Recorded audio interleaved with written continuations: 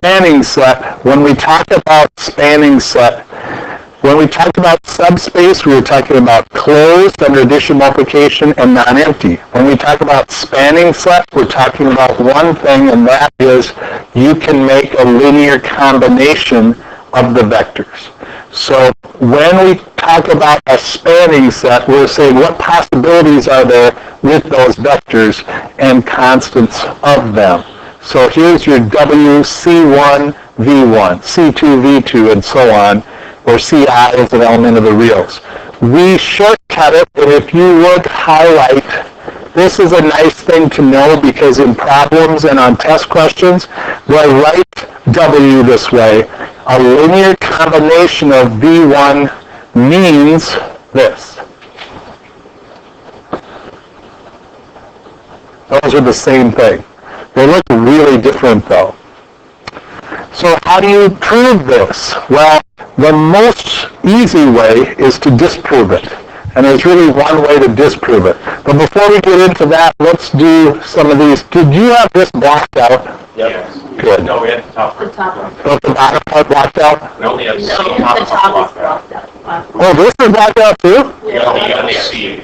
Oh, okay. Real C in.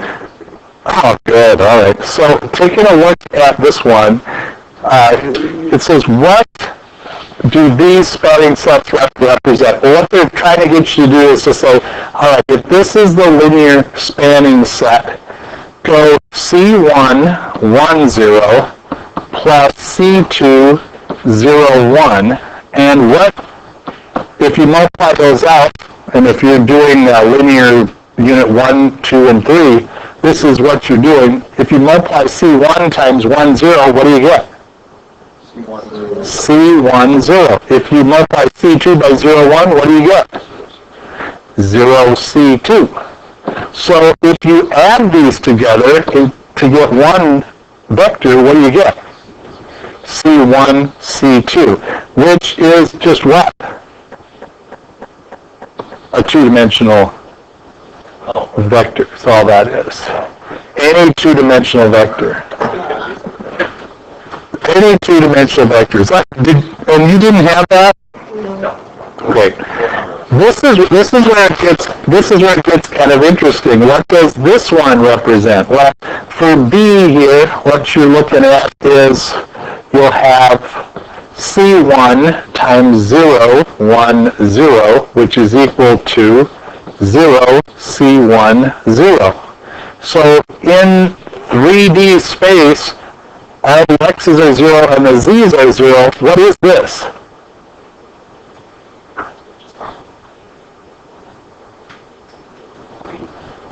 What does that represent?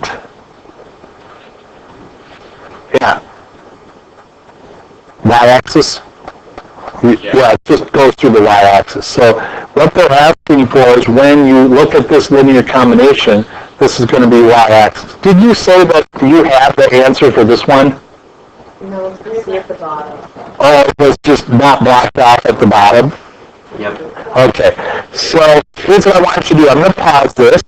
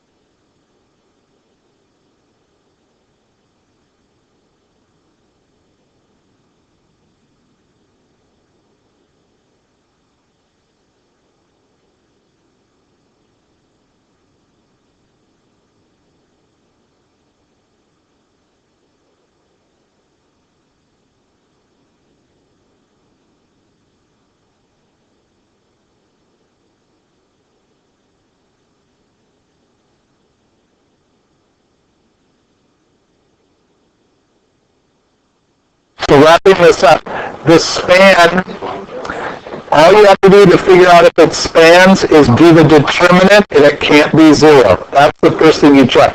If it does not span, that is going to be equal to 0. And then what we're going to do is we're going to do a bunch of problems, and I'd like you to, if you could, I'd like you to start with number 2. We're going to start with 2.